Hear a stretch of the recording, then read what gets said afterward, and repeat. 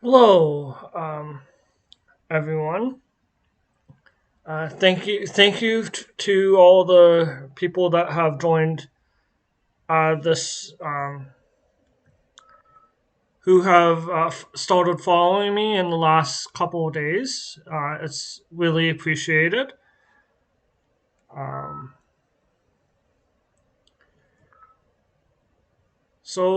Today, you're listening to Environmental Soup uh, through Twitch, but this is also through the facilities of Trent Radio. And I'm Rob or Ribbolt 88A. And I would like to talk about um, Hazel McCallion's uh, letter defending the changes to the Greenbelt and why I believe that they're incorrect. So I found an article, Greenbelt Council does about face on safeguarding protected lands with Hazel McCallion at the helm. And this is from the Toronto Star by Rachel Medelson. Um, so this the photo should be have a photo of like a suburban development.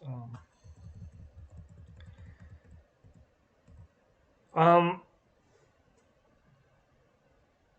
yeah, so it says that the government has faced increased scrutiny over the decision to open parts of the Greenbelt for housing development, and um, that the group was a key defender of protected lands, um, and that the head of the council, Hazel McCallion,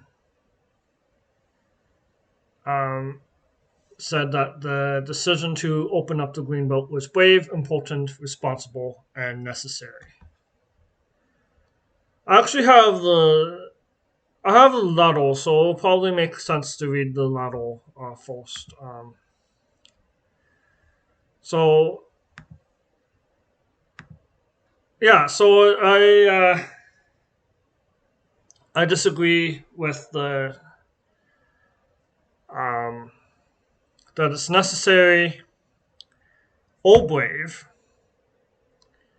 and I'll get into it. I'll read the letter first. In less than a month, I am to turn 102. You see a lot in a century. Um, I have worked in partnership with colleagues and adversaries, wrestling with challenges, conflicts, differences in opinion, and agendas. And together we found ways to accommodate families in homes, communities, and cities that people wanted and do call home. And this is a letter that his Macaulay wrote. Over the last half century, I have watched the population of the Greater Toronto Area grow. Oh, thank thank you for the follow. I appreciate it. Over the last half century, I've watched the population of Greater Toronto Area grow in ways that were almost unimaginable, and that the growth is about to become even more startling and demanding. I've also watched and listened to the recent storm over the province's most recent changes to the Greenbelt. And then she says, as chair of the Greenbelt Council, I have a message about the Greenbelt. Ontario's Greenbelt plays an important role in the sustainability of our environmental, social, and economic fabric. It protects nature, the environment, and important foodlands. But it was never a perfect ecosystem, and there has been changes made to the Greenbelt map before and since its implementation in 2005. Some of the Greenbelt changes made sense and some did not. The most recent changes to the Greenbelt actually do make sense. Without enough homes for people to live in, the crisis of affordability will extend far beyond the borders of the GTA. If we were to meet the challenges of the uh, epically growing human population of the GTA and provide truly livable and affordable communities, then we must allow for housing and new communities to be created where it makes sense to do so, where there is existing services and infrastructure adjacent to existing development. If we don't, then creating housing will be more costly and time consuming, and farmlands far beyond the GTA will be pressured into development. And then she goes on to say it is irresponsible and wasteful not to follow good planning principles in conjunction with good environmental and food land production.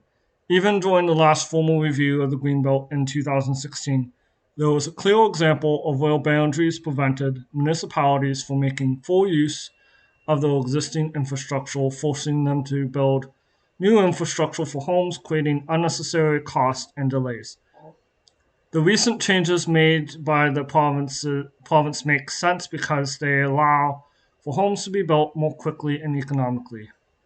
To stand the test of time, Ontario's Greenbelt must be responsive to opportunities for the evolving and changing realities to have integrity and credibility in the long term. The Greenbelt must be realistic and accountable to the triple bottom line of environmental, economic, and social imperatives. The most recent changes to the Greenbelt accomplish that. They are brave, important, responsible, and necessary. Even if they aren't popular, I applaud Premier Ford and the PC government for making tough, bold decisions that are in the best interest of the people of Ontario. Um, and I'll go into why this letter is flawed in a moment. In my career, I have to say I haven't always been popular, but I have been very cautious not to adopt dogmatic approach. Instead, I have worked hard with partners to reach consensus, collaborate, and build great communities for the vast and diverse population that call Ontario's home. Um, yes, so that's the letter from Hazel McCallum.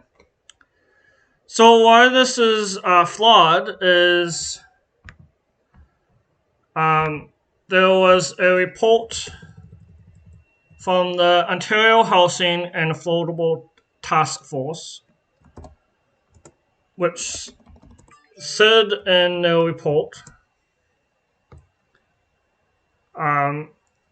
quote, the Greater Toronto area is bordered on one side by Lake Ontario and on the other side by the protected Greenbelt. Similarly, the Ottawa River and another Greenbelt constrain land supply in Ottawa, the province's second largest city. But a shortage of land isn't the cause of the problem. Land is available both inside the existing built-up areas and on undeveloped land outside Greenbelts. We need to make better use of land. Zoning defines what we can build and where we can build. If we want to make better use of land to create more housing, we need to modernize all zoning rules.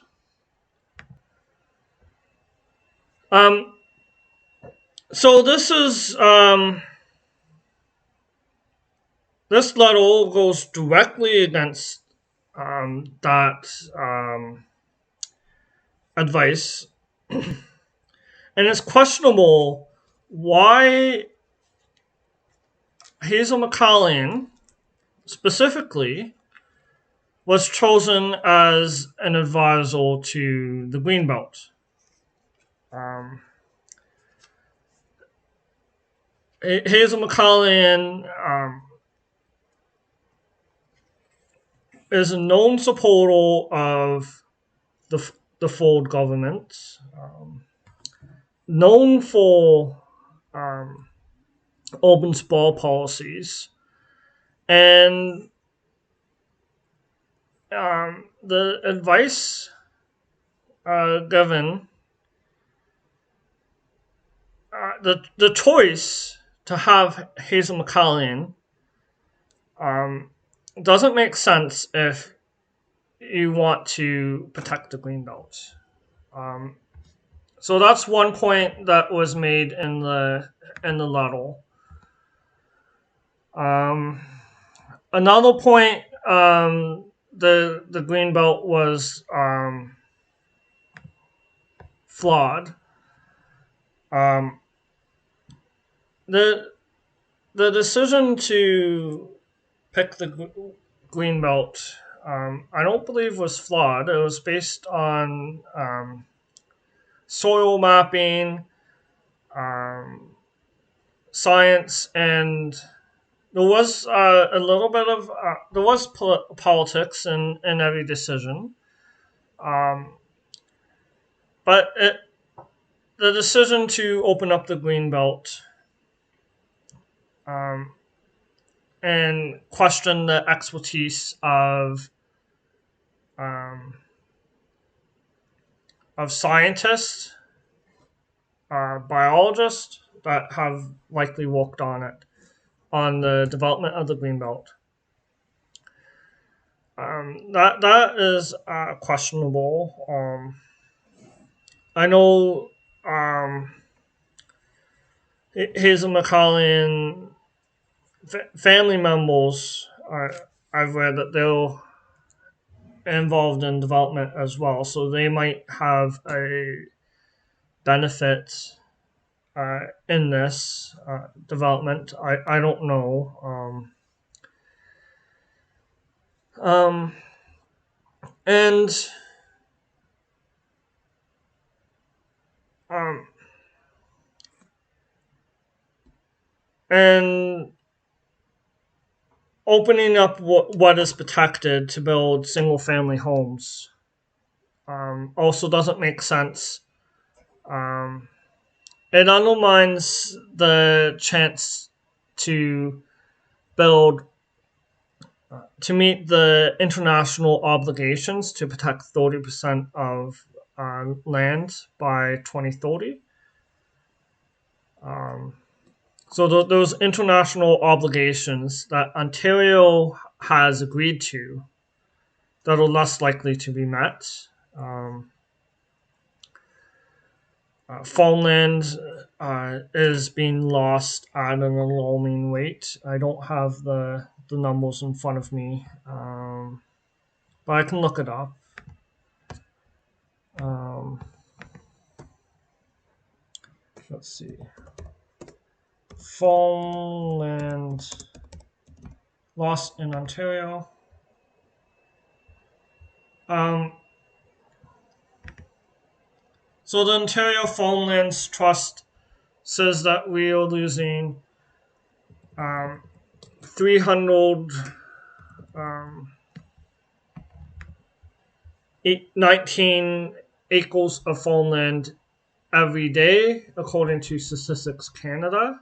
Um, and then um, and that's on the Ontario's Farmland Trust. So there was an issue with that, and I know that some of the land was not being used as farmland, but it could have been. Um, and then if we develop sites around close to the Greenbelt, that will be problematic because it will degrade. It will continue to degrade further and further sites uh, closer and closer in the Greenbelt. Closer and closer to the center of the Greenbelt. And then there's a claim about being collaborative. I guess I'll try to go in order. Um, Yeah. So there's a claim of seeing the population of the Greater Toronto area grow. Um, yeah, Hazel McCullen uh, oversaw a development of land um, to the point where Mississauga cannot grow out anymore. It ran out of room. And there's been a loss of wetlands as well. Um, so that's problematic. And let me get and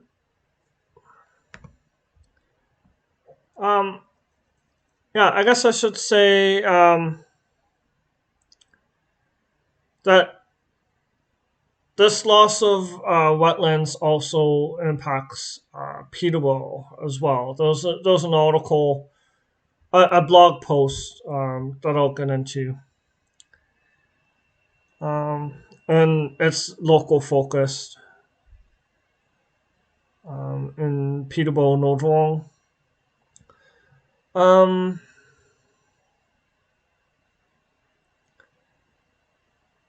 and then there was a point to the changes being made before. I don't think changes in the past um, defend changes made now, if that makes sense.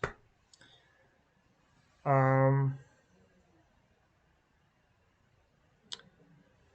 then there's um,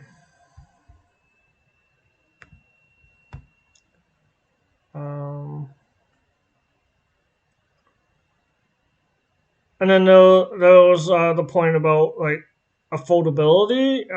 I disagree that the homes are going to be affordable. There's no guarantee that the homes will be affordable.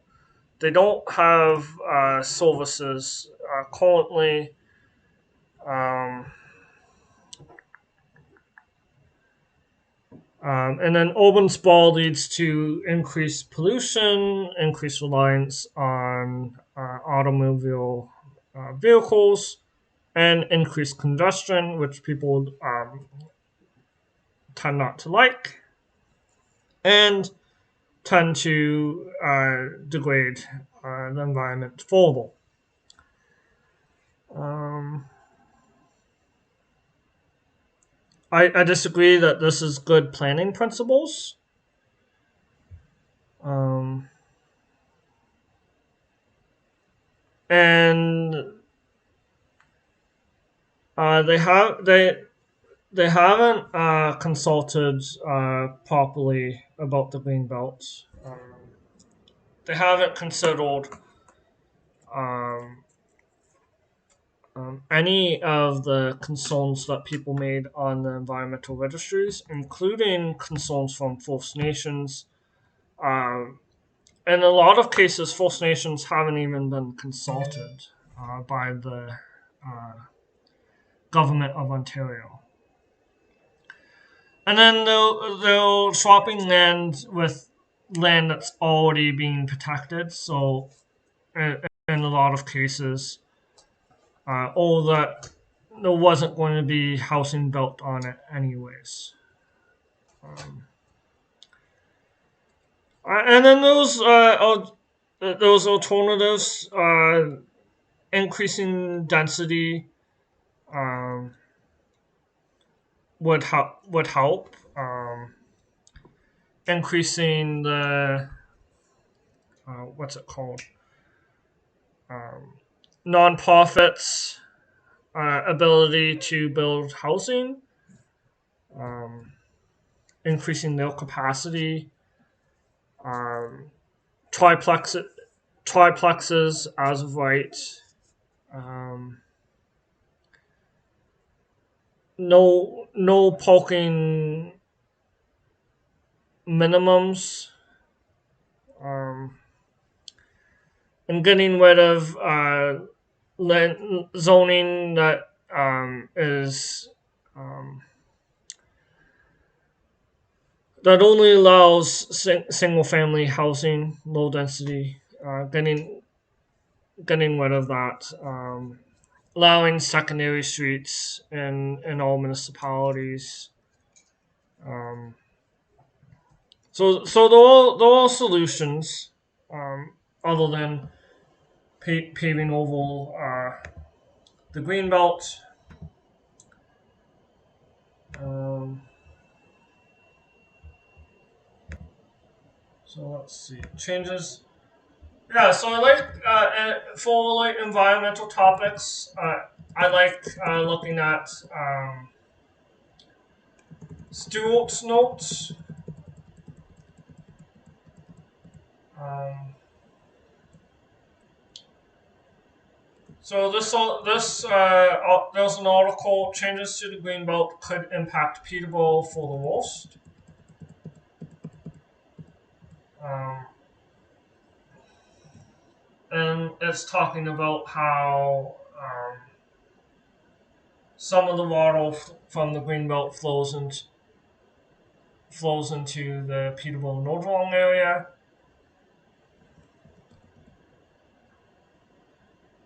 Um, and mentioned Jackson Jackson Creek, and how those some water, um, Jackson Creek water comes from the Greenbelt and Oak Ridges Moraine, and and then if the Greenbelt is paved over, the it'll mean increased. The water will flow more quickly and not have time to be absorbed into the ground.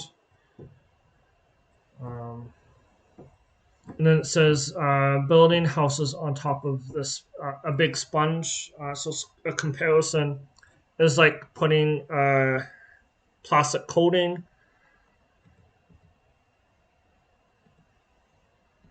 So there would be less waddles if houses are built. Uh, Depending on where the houses are built. Um, and then it also talks about that the government's own housing task force acknowledges that there was no need to alter the boundary of the Greenbelt to provide adequate housing.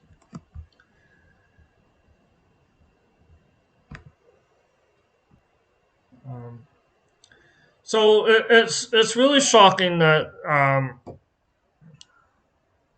that the Greenbelt, that those proposals to open up the Greenbelt, um, and there was a connection to Peterborough. And then the TVO says that the Greenbelt investigation is a political nightmare for the Tories. There was an investigation by the um, Integrity Commissioner and the Auditor General. Um, yeah, I can get into that on possibly tomorrow, or um, uh, depend. I have one live view today, so I might talk about it on a separate day. Um, so that's. Oh yes, I was going to look at this article.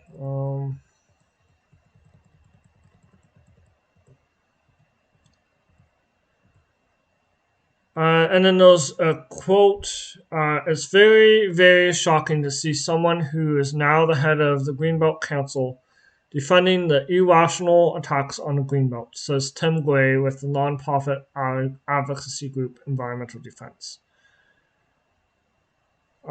Quote, this letter would lead one to conclude that the Greenbelt has lost a defender, that's for sure.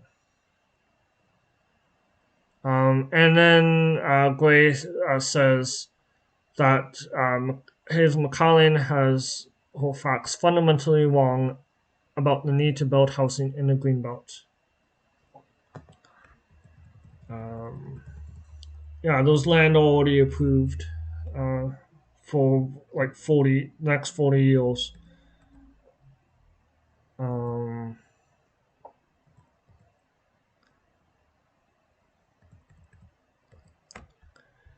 Yeah, so and then I'll look at um, let's see, just Greenbelt in general, and then the news.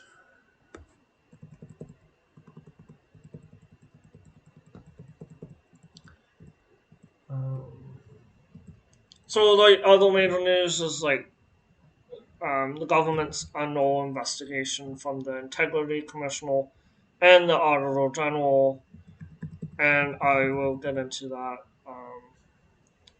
as well. Um, so maybe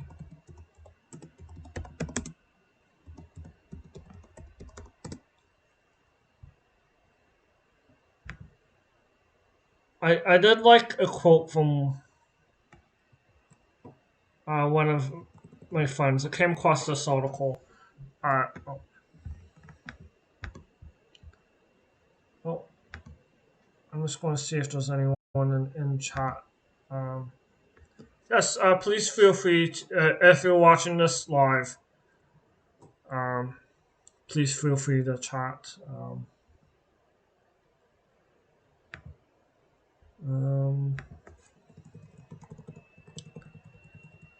yeah, so there's an article, Doug Ford's Bill 23 mistakes protections for restrictions. Alyssa uh, Skwanka and Peter Cohen, January 19th. Hopefully I pronounced their last names correctly. And I'm just going to find this quote. And we should also know the part of the reason why we want to protect lands is because of flooding, which is mentioned in this article from Hurricane Hazel. Ironic that Hazel McCallum and Hurricane Hazel share the same name.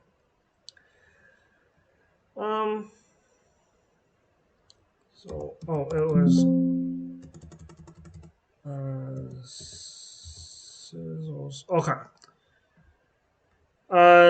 Premier, this is a quote. Premier Doug Ford's response to the housing crisis has all the care, precision, and forethought of an overzealous kindergartner armed with safety scissors. That is to say, none at all. He misses caution tape for red tape and terrifyingly eager to slice it to ribbons. To be less charitable and more honest, Bill 23 reads less like a bill and more like Ford saw a developer's wish list and decided to play Santa. So, yeah, that's problematic as well. It feels like that. And then we should also remember that previous advisors on the Greenbelt quit in mass due to opposition to the changes that the government was making, including conservatives like people from across the political spectrum all upset about this. It's not just um, opposition parties that are all upset. To be clear. Um, Anyways, thank you for listening and enjoy the rest of your day or